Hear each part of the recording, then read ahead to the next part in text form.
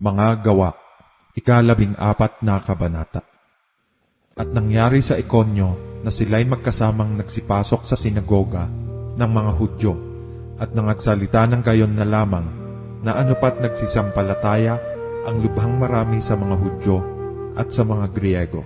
Natapwat inudyukan ng mga Hudyong suwail ang mga kaluluwa ng mga Hentil at pinasama sila laban sa mga kapatid. Nagsitira nga sila doon ng mahabang panahon na nagsisipagsalita ng buong katapangan sa Panginoon, na nagpapatotoo sa salita ng kanyang biyaya, na ipinagkakaloob na gawin ng kanilang mga kamay ang mga tanda at mga kababalaghan. Datapwat nagkabahabahagi ang karamihan sa bayan, at ang isang bahagi nakisama sa mga Hudyo, at ang ibang bahagi nakisama sa mga apostol. At nang gawin ang pagdaluhong ng mga Hentil at ng mga Hudyo naman, nakasama ang kanilang mga pinuno upang sila'y halayin at batuhin. At sa pagkaalam nila nito, ay nagsitakas na patungo sa mga bayan ng Lycaonia, Listra at Derbe, at sa palibot-libot ng lupain. At doon nila ipinangaral ang Ebanghelyo. At sa Listra ay may isang lalaking nakaupo, na sa mga paay walang lakas, pilay mula pang sa tiyan ng kanyang ina, na kailanmay hindi nakalakad. Narinig nitong nagsasalita si Pablo, na nang titigan siya ni Pablo at makitang may pananampalataya upang mapagaling, ay nagsabi ng malakas na tinig, "Magtindig kang matuwid sa iyong mga paa." At siya'y lumukso at lumakad. At nang makita ng karamihan ang ginawa ni Pablo, ay nagsigawan sila, na sinasabi sa wikang Lycaonia, "Ang mga Diyos ay nagsibaba sa atin sa anyo ng mga tao." At tinawag nilang Jupiter si Bernabe at Mercurio si Pablo, sapagkat siya ang pangulong tagapagsalita. At ang saserdote ni Jupiter na ang kanyang templo ay nasa harap ng bayan, ay nagdala ng mga bakat mga putong na bulaklak sa mga pintuang daan at ibig maghaing kasama ng mga karamihan.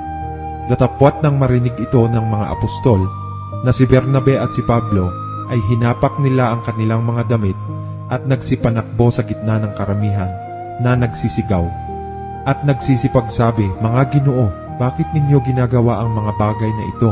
Kami mga tao ring may mga karamdamang gaya ninyo at nangagdadala ng mabubuting balita sa inyo, upang mula sa mga bagay na itong walang kabuluhan ay magsibalik kayo sa Diyos na buhay at gumawa ng langit at ng lupa at ng dagat at ng lahat ng nasa mga iyon, na ng mga panahong nakaraan ay pinabayaan niya ang lahat ng mga bansa ay magsilakad sa kanilang mga sariling daan.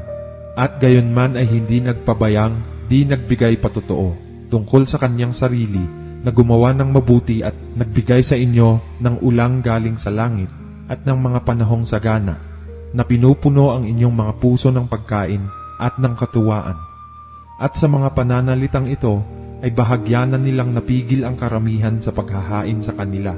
Datapwat nagsirating ang mga Hudyong buhat sa Antioquia at Ikonyo, at nang mahikayat nila ang mga karamihan, ay kanilang pinagbabato si Pablo, at kinaladkad nila siya sa labas ng bayan, na inaakalang siya'y patay na.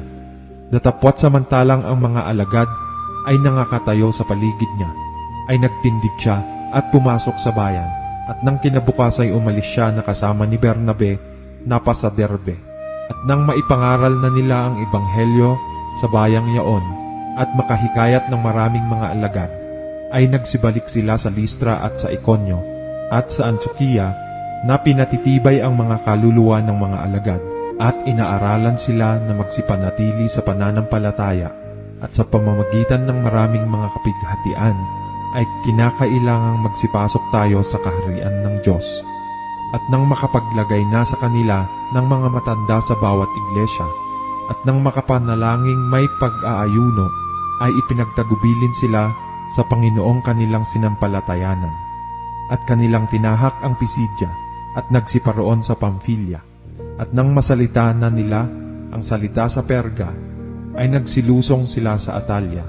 At buhat dooy nagsilayag sila sa Antioquia, na dooy ipinagtagubilin sila sa biyaya ng Diyos dahil sa gawang kanilang natapos na. At nang sila'y magsidating at matipon na ang iglesia, ay isinaysay nila ang lahat ng mga bagay na ginawa ng Diyos sa kanila, at kung paanong binuksan niya sa mga Hentil ang pintuan ng pananampalataya at nangatira silang hindi kakaunting panahon na kasama ng mga alagad.